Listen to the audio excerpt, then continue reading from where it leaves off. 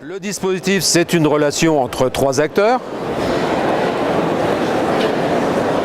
Vous, un client, et nous, à travers d'une mission. Le truc est simple. Alors, on va voir trop bien. Alors, l'aspect juridique, il y a 3 contrats. 2 contrats qui sont en relation entre vous et l'entreprise de portage salarial. Une convention qui va décrire les règles du jeu, qui est un acte de droit commun, et un contrat de travail qui est régi par le droit du travail, dans les règles de l'art du droit de travail. Et bien sûr, vis-à-vis de votre client, des contrats de mission, des contrats de prestation de service, ils vont être régis par le droit commercial.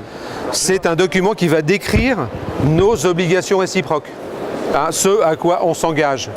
Entre autres, vous souhaitez passer par une structure et vous souhaitez rester dans un statut de salarié.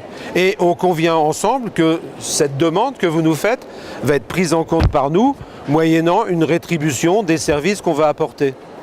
Voilà ce qui est écrit dans une convention de portage salarial. Elle est à durée indéterminée et viendra s'y ajouter des contrats. Alors, une petite précision, ça peut être des CDD si par exemple vous décrochez un contrat commercial qui est bien bordé et pour le moment vous n'avez qu'un seul contrat, vous avez une mission de 3 mois, il est clair que c'est notre première approche, on va vous faire un CDD de 3 mois qui va coller à la mission.